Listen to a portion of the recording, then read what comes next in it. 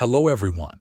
In this video, I will show you how to connect a universal stylus pen to your Redmi Pad Pro. First, take your universal stylus pen. Some stylus pens do not need to be turned on or paired. These basic pens work directly on the screen without any connection. You can simply touch the screen and start using them. However, if you have a high-end or advanced stylus pen, it may come with extra features like pressure sensitivity and better palm rejection. These types of pens usually need to be turned on and connected through Bluetooth. To begin, turn on your stylus pen. Most pens have a button on the top. Press or tap the top of the pen to power it on. You may see a small light turn on, which means the pen is active.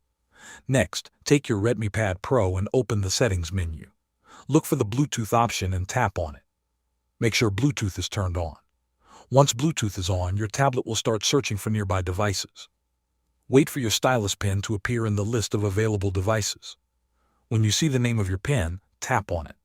A pairing request may appear on the screen. Tap on the pair button to confirm. After a few seconds, your stylus pen will be connected to your Redmi Pad Pro. Now your pen is ready to use. You can start writing, drawing, or navigating your device with better control and accuracy. Thanks for watching.